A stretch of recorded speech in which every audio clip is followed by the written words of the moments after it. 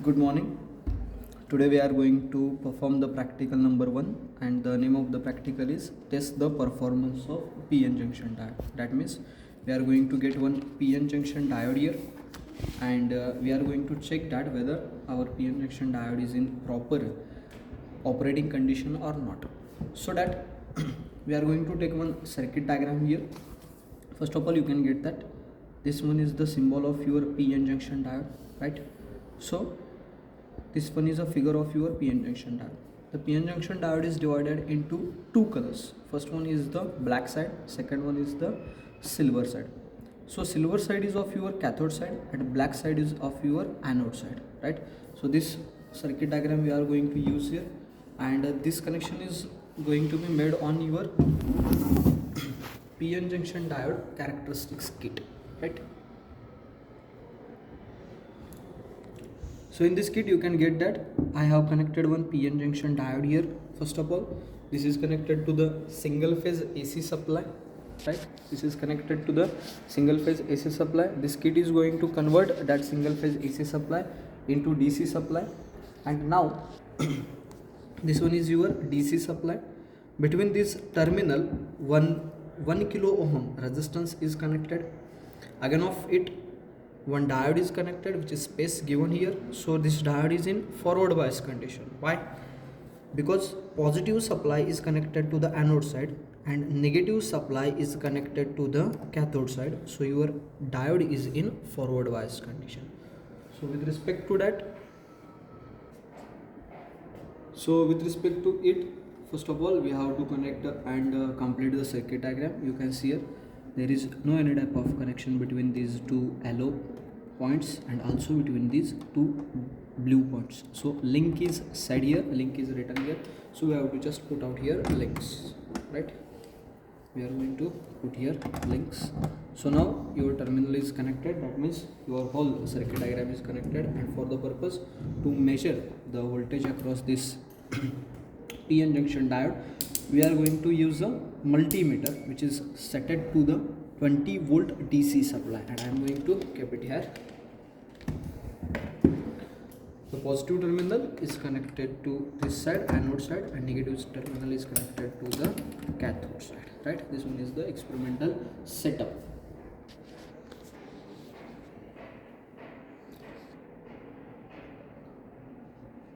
So this one is the experimental setup. Now what I am going to do, I am going to turn on the supply, okay?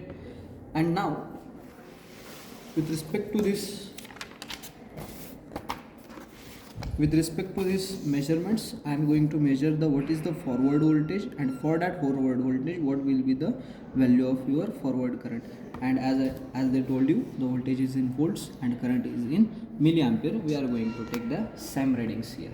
So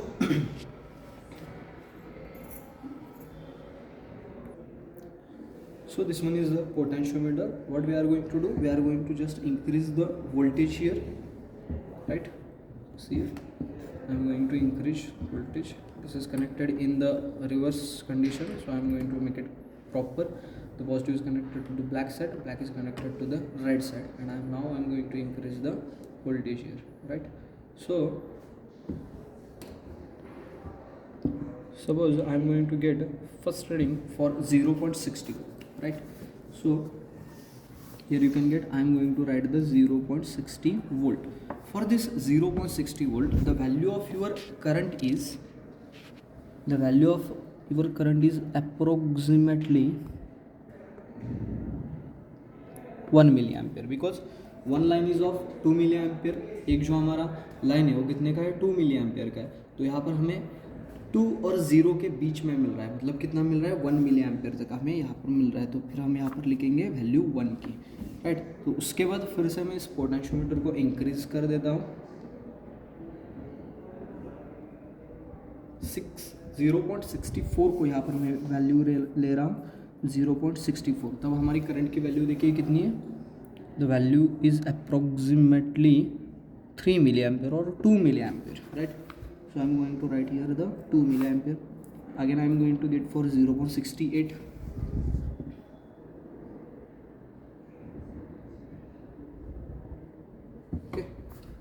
So for this 0.68, what is the value of your current?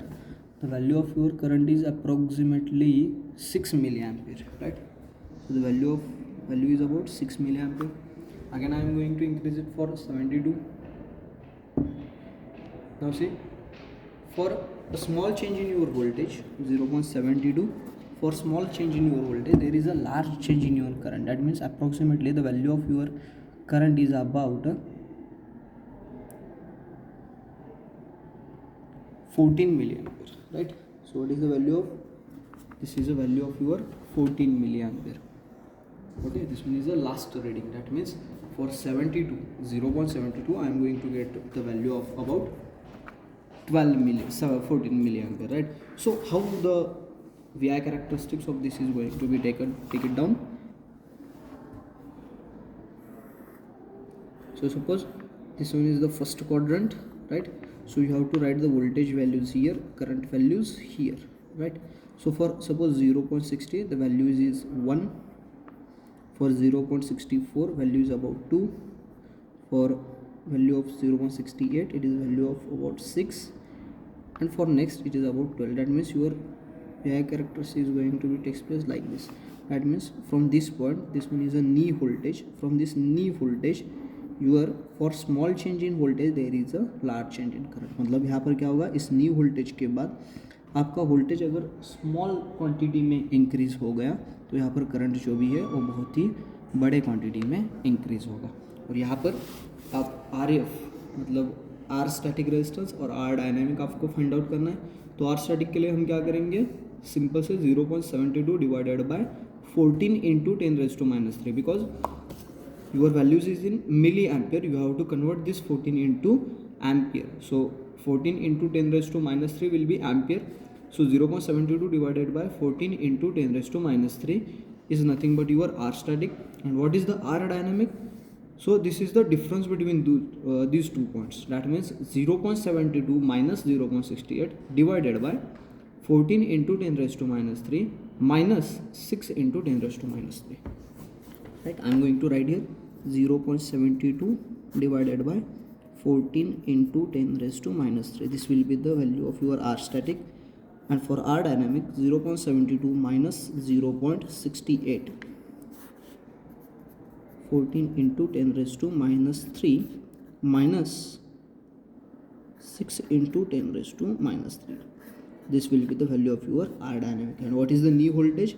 The voltage from which current suddenly starts to increases for small change in voltage, that point is nothing but your knee voltage. And here you can get that from the value of 0.68 your value is going to be increases in very high, so you can write here 0.68 volt, right? So this one is the practical number 1. Thank you.